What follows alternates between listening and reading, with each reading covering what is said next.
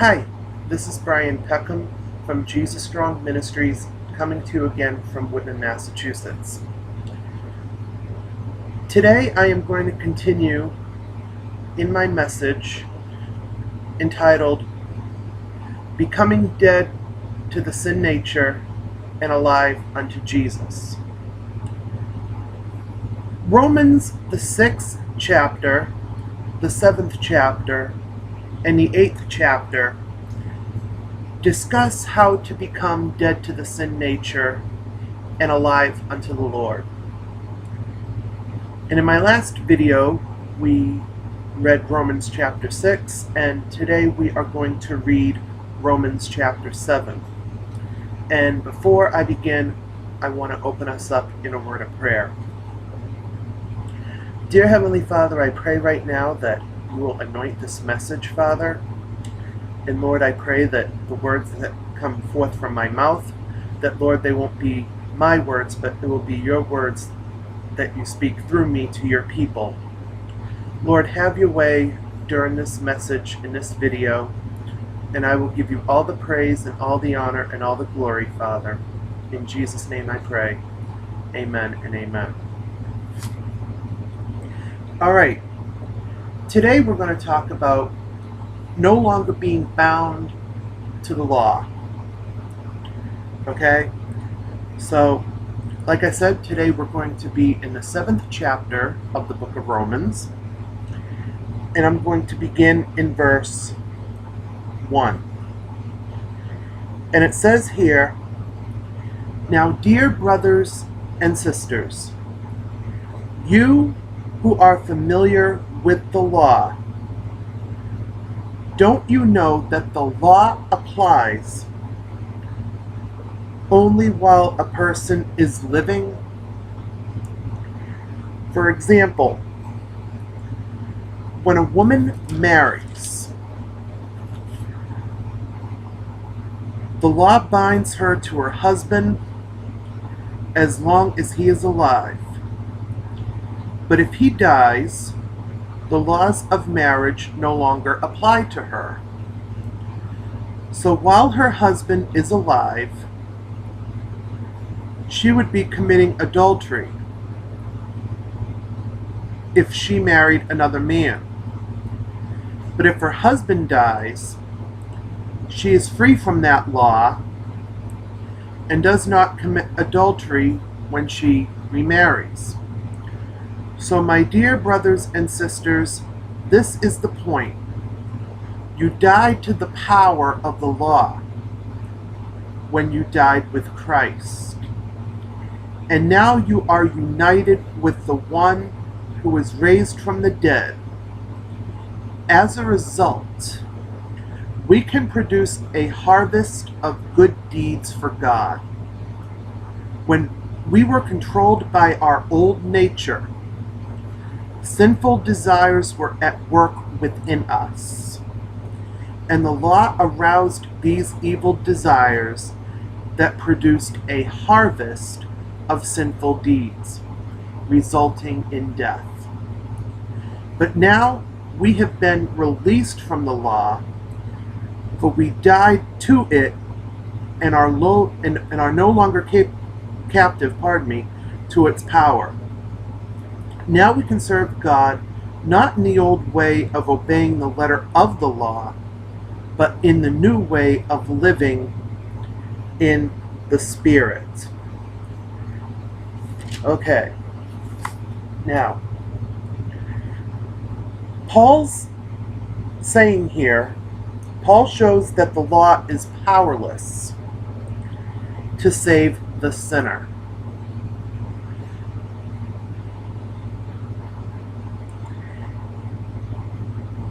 The lawkeeper, and even the person with a new nature. The sinner is condemned by the law. The lawkeeper can't live up to it. And the person with the new nature finds his or her obedience to the law sabotaged by the effects of the old nature. Once again, Paul declares that salvation cannot be found by obeying the law. No matter who we are, only Jesus can set us free. Okay, now, you can obey any of the 10 commandments, okay? It is not going to get you into the kingdom of God, okay? It's not going to get you into the kingdom of God only if you obey the 10 commandments, okay? If that is what your so-called religion is based upon, okay? It's not going to get you into the kingdom of God, okay? The law is not going to save you, okay? It's not going to save you at all, okay? The law is not going to set you free from sin. The only thing that can set you free from sin is the blood of Jesus Christ. That is the only thing that can save you. Other people can tell you that there are other ways or other things that can save you or set you free. No. Only Jesus can set you free. Only Jesus has the power and the authority to forgive sin. Okay, let's say for example, okay, alright, let's say you go to confession, okay? Now, by all means, I am not picking on the Catholic religion. I'm not. Okay? Say, for example, you go to confession and you go to the father, okay, or the priest or whatever. I don't know why they call the priest father, okay, because he ain't the Holy Father at all, okay? But that's a different story for another video or whatnot. But let's say you go to the priest and you say, "Forgive me, Father, for I have sinned." Are you serious? What can the priest do that Jesus Christ cannot do? What can the priest do? The only thing that the priest can really do is hear your problem. Okay, that's the only thing that he can really do. But can he set you free from your sin? No! No! He can't set you free from your sin. There is no preacher or pastor that can set you free from your sin. Okay? There are many preachers that are on YouTube or television or radio. Okay? None of them can set you free from your sin. The only person that can set you free from your sin is Jesus Christ.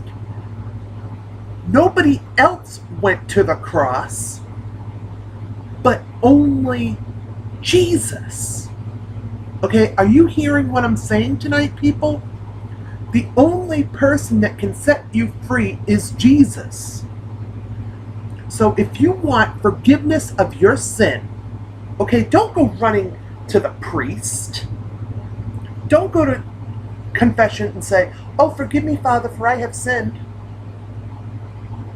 No. Go to the one who can forgive your sin and set you free from your sin. He is the only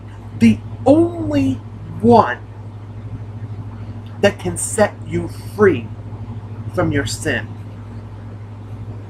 Okay? And I'll tell you a story. Okay? Back in 2004, okay, I was doing street evangelism. Okay? And I told this guy, okay, he was a devout Catholic, okay, and I led him through the sinner's prayer. And he said to me, he goes, "Brian, you mean to tell me that I don't have to go to the priest to confess my sin?" I said, "You can go to Jesus. And whenever you have sinned, you can go to him. Don't run from him, but go to him. And confess your sin to him." Okay, I'm not saying that not to confess your sins to one another. I'm not saying that at all. I mean, we can confess our sins to one another. That's perfectly fine. But the person that you confess it to, I mean, they can do absolutely nothing. They can't do anything to forgive you of your sin and set you free from your sin. Okay? Only Jesus can. Okay? Nobody else went to the cross and shed their blood for you. Only Jesus Christ shed his blood for all humankind. Okay?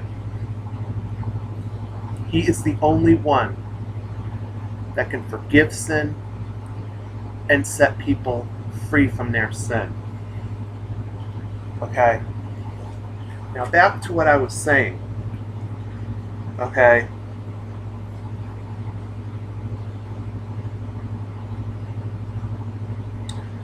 The law can't set us free. Only Jesus Christ can. And in verses 2 through 6, okay, Paul uses marriage to illustrate our relationship to the law. When a spouse dies, the law of marriage no longer applies because we have died with Christ.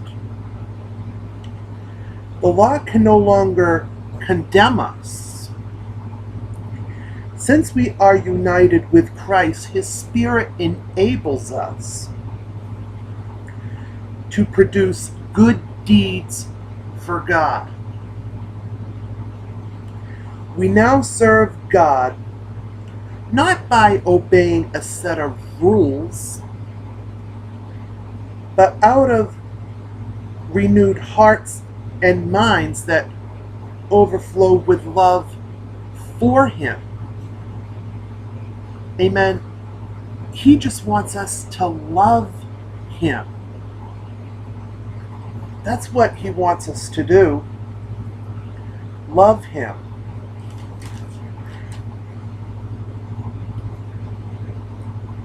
And verse 4, where it says, "So my dear brothers and sisters, this is the point. You died to the power of the law when you died with Christ, and now you are united with the one who was raised from the dead. As a result, we can produce a harvest of good deeds for God." Now,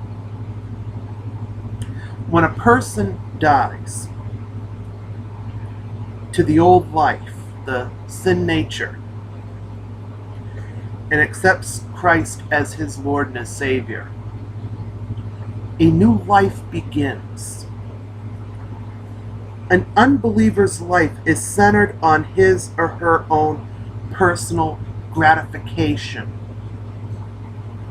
Those who don't follow Christ have only their own self-determination as their source of power. By contrast, God is at the center of a Christian's life. God supplies the power for a Christian's daily living. Believers find that their whole way of looking at the world changes when they come to Christ. Okay, like, let's say, for example, when you come to the Lord Jesus Christ, when you come to him, okay, when you accept him as Lord and Savior, okay, your life changes. Okay, it doesn't change for the worse, it changes for the better. Okay, when you give your heart and your soul to the Lord, okay, everything changes. Your outlook on the world. Like, let's say you were heavily involved with drugs and alcohol. Okay, your view of those things change. You're like, that stuff was evil. What in the world was I even thinking when I was doing that? You see, your mindsets of the things of the world begin to change when you are a born-again believer. Okay, your viewpoint of the world begins to change. Ladies and gentlemen, this world, okay, this world is so full of sin, it's not even funny. This world today, it is so full of sin that it is not even funny. Okay?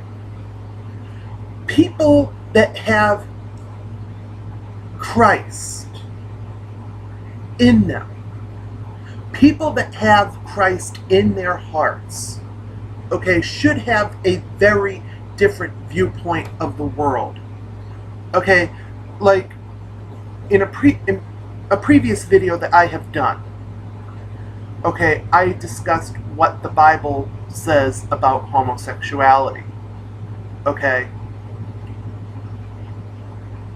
the world today thinks it is so wonderful. Okay, I just heard that 2 new states, okay, have allowed gay marriage. Okay, 2 states. I believe it is Rhode Island, and I think the other one is Minnesota. I just heard on the news today that gay marriage is allowed in those 2 states. And the sad thing that I heard on the news, okay, I'm from New England. Sad to say. Okay? And I'll tell you the reason why I say sad to say. Because every New England state allows gay marriage. And when I heard that, I turned around and I said to myself, where are those bold people that live in New England? Where are those bold Christians that are going to say, no, we are not going to allow this in our state? ladies and gentlemen, just like Jesus turned over those tables in the temple of the money changers. You see, remember when he flipped those tables over, when those people were turning the house of prayer into a marketplace? Do you remember when he flipped those tables over? Ladies and gentlemen, like I was saying, we need to become dead to the sin nature and alive unto the Lord. Okay? We need to become more bold in our faith and more bold in our walk. I mean, like I was saying in my last video, okay, we just don't talk the talk and not walk the walk, okay? We need to walk the walk, and we need to talk the talk, okay? And like I said in my last video, and I'm going to say it again in this video, okay? Actions speak louder than words, okay? We need to become more active in our Christian walk. I'm going to say that one more time. We need to become more active and more bold. Okay, I'm going to say it like it is. We need to become more active and more bold in our Christian walk. Okay? We need to tell America, not just America,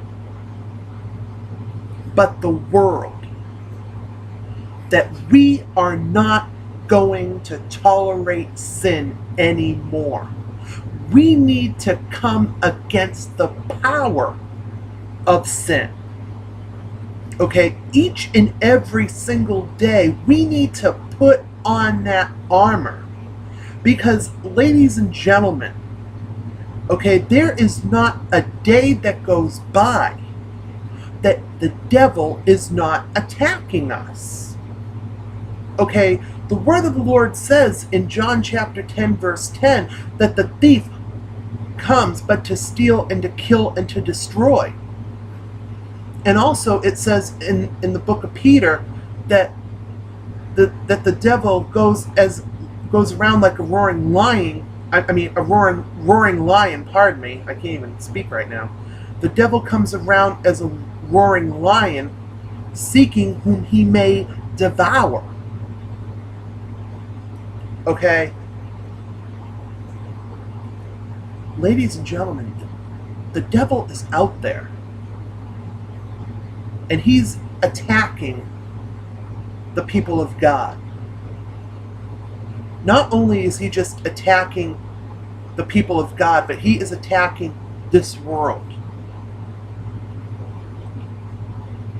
And the people that say they know Christ, the people that say that have him in his heart, what are we going to do about it? Are we going to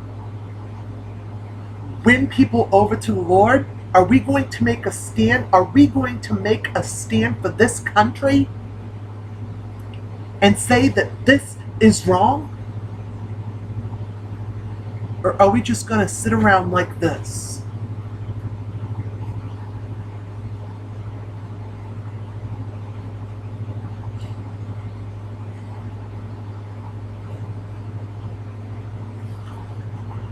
And let them walk all over us?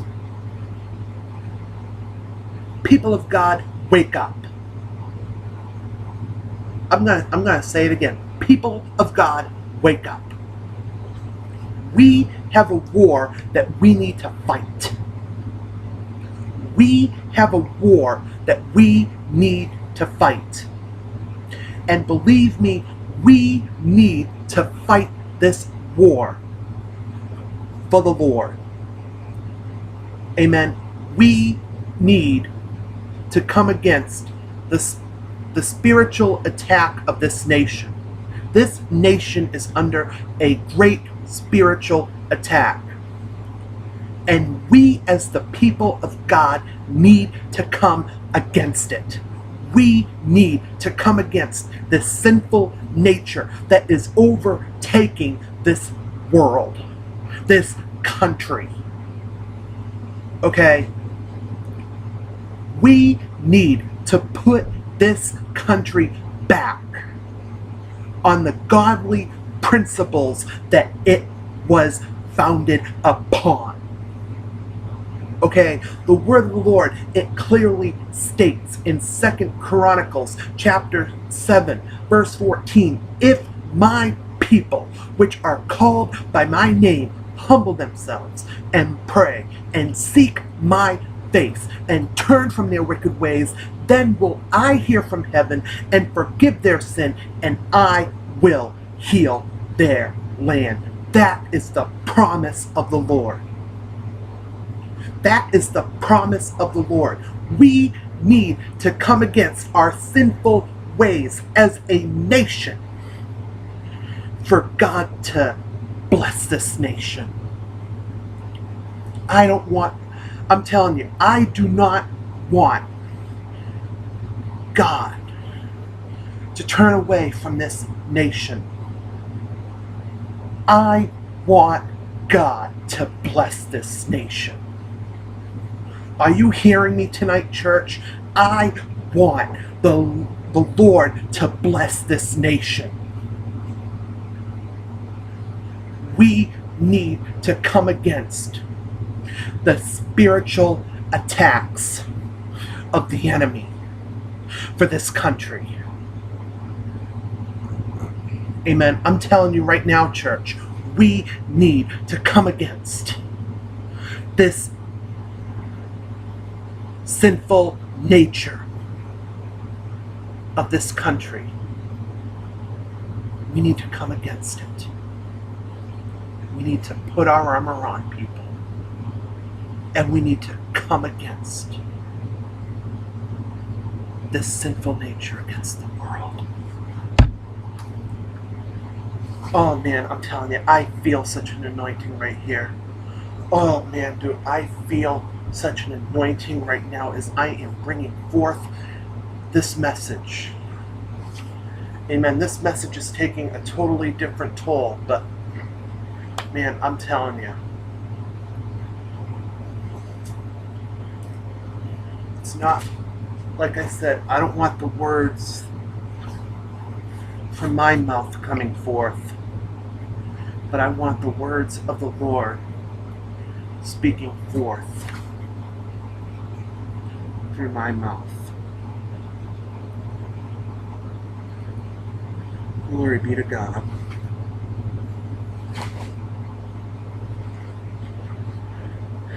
Verse 6 says, but now we have been released from the law, for we died to it. Man, my arm. Got a little bit of pain here. Let me pray right now for my arm. Lord, I pray right now for my arm, Lord God. Lord, your word says, by your stripes I am healed. So Lord, right now, I pray for the pain that's in my arm that I'm laying my hand upon. Lord, your word says, by your stripes I am healed. So Lord, I pray right now, let your healing power flow through my arm right now. In Jesus' name I pray. Amen and amen. Starting to feel the power flow right down my arm right now as I'm speaking right now. Amen. Verse 6 says, But now we have been released from the law, for we died to it and are no longer captive to its power. Now we can serve God, not in the old way of obeying the letter of the law, but in the new way of living in the Spirit. Some people try to earn their way to God by keeping a set of rules, obeying the Ten Commandments, like I was saying earlier, attending church faithfully, or doing good deeds. But all they earn from their efforts is frustration and discouragement. However, because of Christ's sacrifice, the way to God is already open, and we can become His children simply by putting our faith in Him. Our faith, our hope, our trust, and confidence in Him.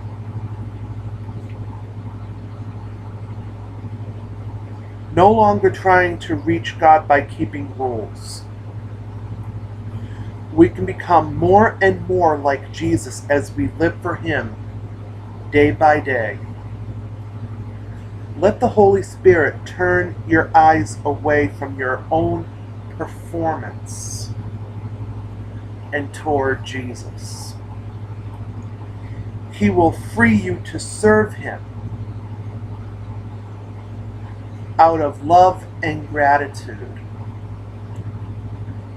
This is living in the Spirit. Keeping the rules, laws, and customs of Christianity, it doesn't save us. Even if we could keep our actions pure, we would still be doomed, because our hearts and minds are perverse and rebellious. Like Paul, we can find no relief in the synagogue or church until we look to Jesus Christ Himself for our salvation, which He gives us freely. When we do come to Jesus, we are flooded with relief and gratitude. Glory to God for that. Will we keep the rules any better? Most likely. But we will be motivated by love and gratitude, not by the desires to get God's approval.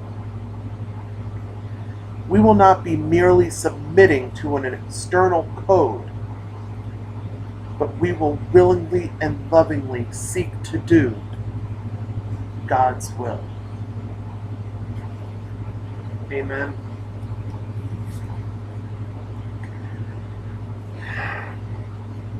Let's continue on in Romans 7 through 13 here. It says, "Well then, am I suggesting that the law of God is sinful? Of course not. In fact, it was the law that showed me my sin. I would never have known that coveting is wrong if the law had not said you must not covet. But sin used this command to arouse all kinds of covetous desires within me. If there were no law, sin would not have that power. At one time, I lived without understanding the law. But when I learned the command not to covet, for instance, the power of sin came to life. And I died. So I discovered that the law's commands, which were supposed to bring life, brought spiritual death instead. Sin took advantage of those commands and deceived me. It used the commands to kill me. But still the law itself is holy, and its commands are holy and right and good. But how can that be? Did the law which is good cause my death? Of course not. Sin used what was good to bring about my condemnation to death. So we can see how terrible sin really is. It uses God's good commands for its own evil purposes.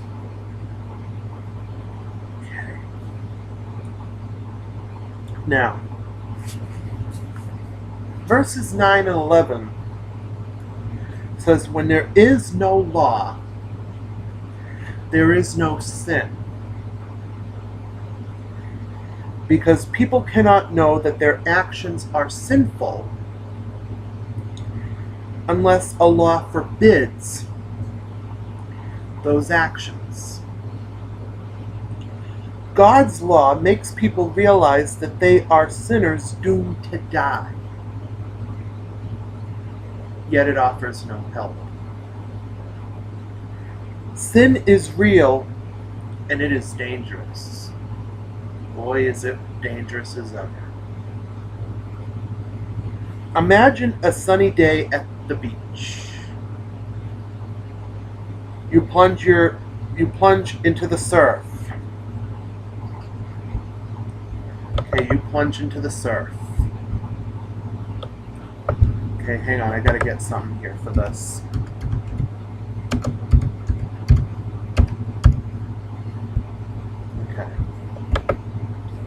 Okay, you plunge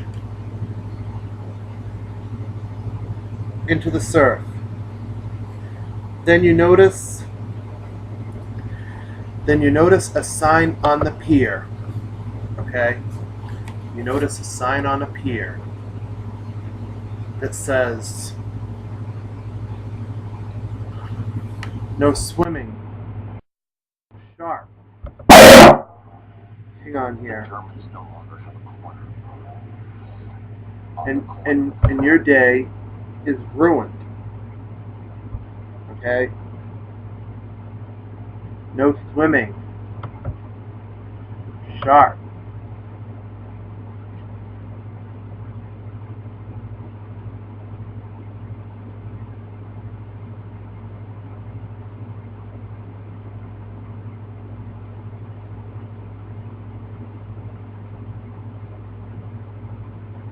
I don't know if you can hear that or not.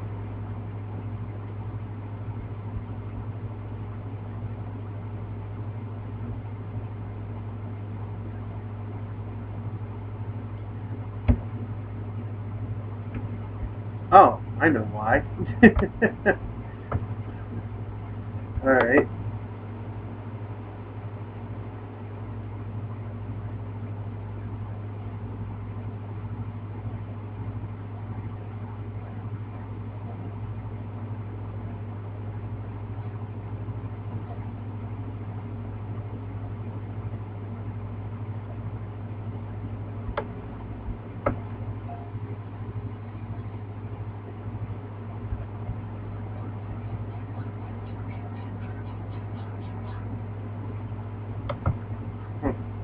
I don't know if you could hear that or not, but let me try that again.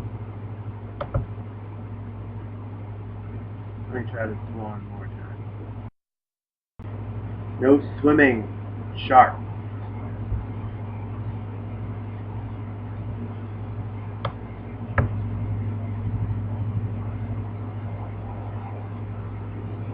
Well, I'll just do it. Do do do do do do do do. All right, I tried. I'm sorry.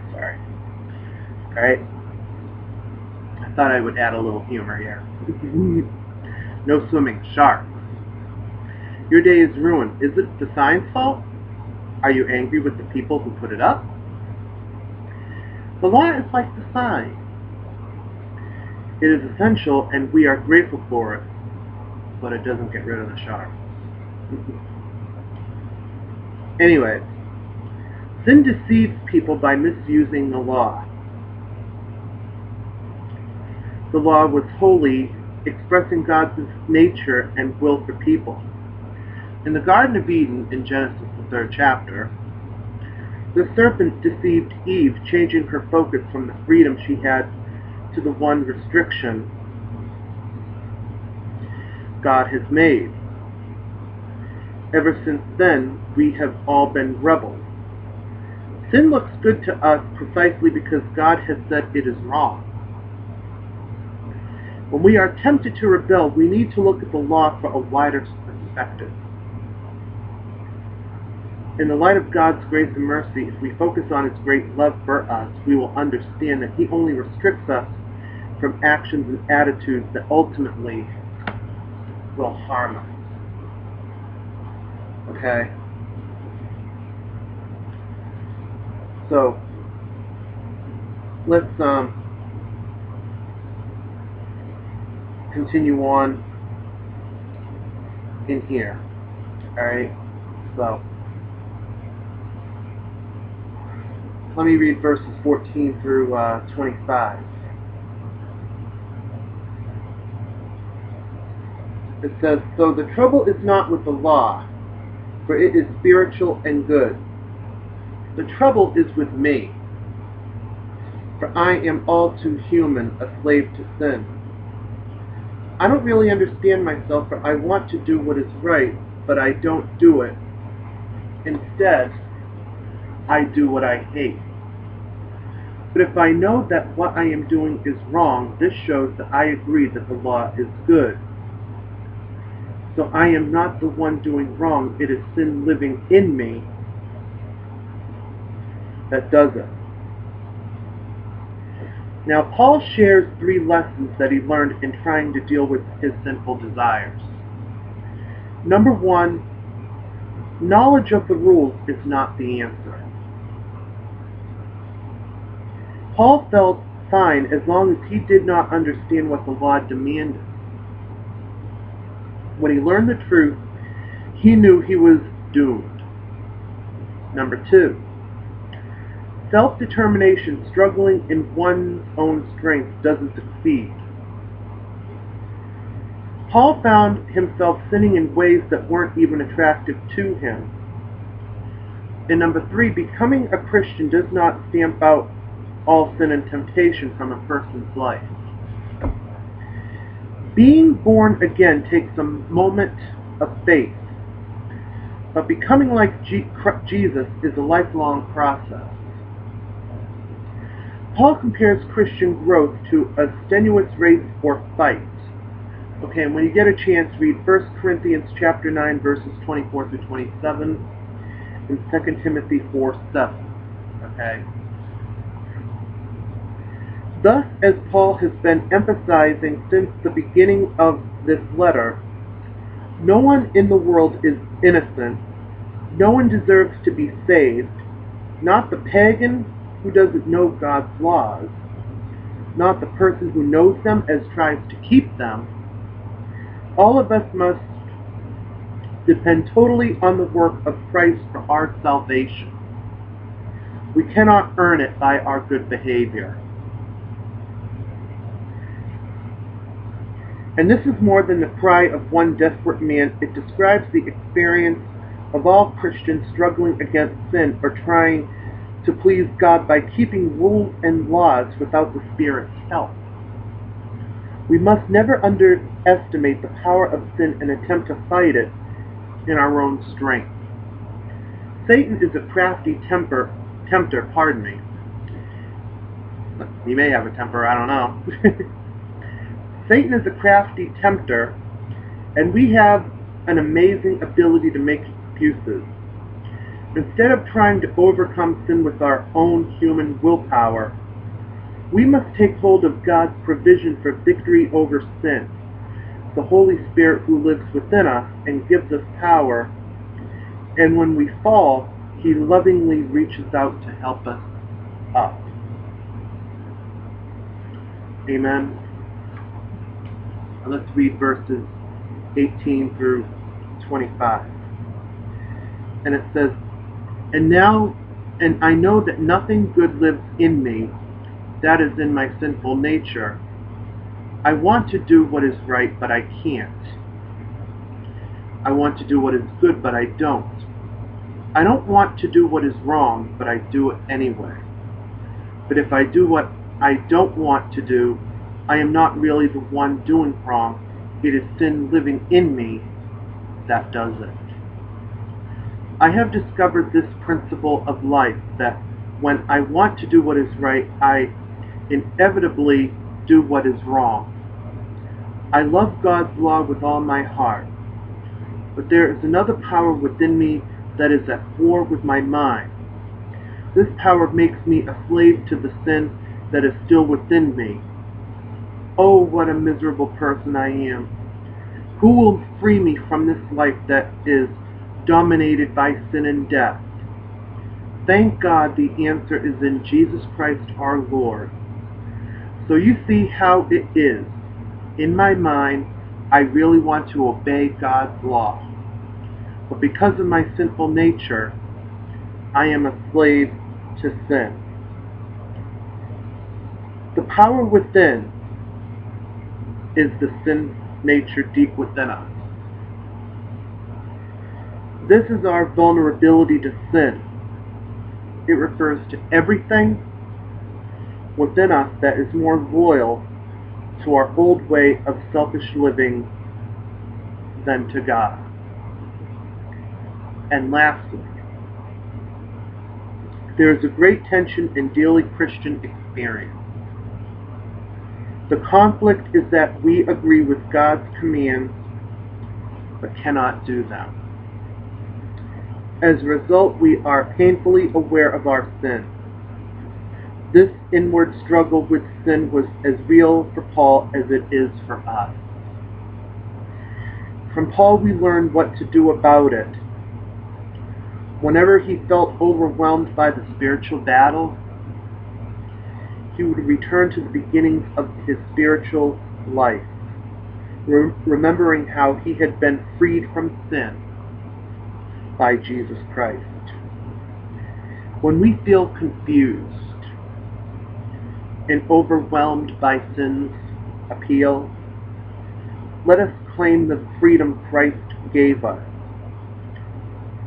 His power can lift us to victory. Amen. There are times when we are going to fall.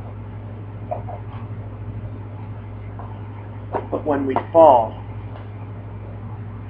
that is when we cry out to Jesus for Him to pick us up. Amen. Now, if you never given your heart to the Lord Jesus Christ, I never like to end a video or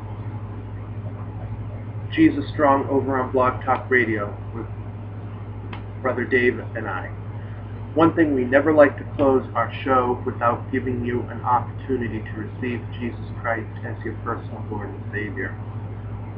And if you have never given your heart to the Lord Jesus Christ as your personal Lord and Savior, just repeat this prayer right after me. Dear Lord Jesus, come into my heart. Please forgive me of my sins. I pray, dear Lord, that you will help me to become the person that you have created me to be. Wash every stain away and cast it in the sea of your forgetfulness. Make me the person that you have called me to be. And I pray this in your holy, precious, and wonderful name. Amen and amen. All right. And if you pray that prayer, your name is already written down in the Lamb's Book of Life. Praise God. All right, well, in my next video, I am going to conclude this message on becoming dead to the sin nature and alive unto Christ. We'll end this message in my next video. Until then, may the Lord richly bless you, and I pray that you will enjoy the rest of your day or evening. All right? God bless.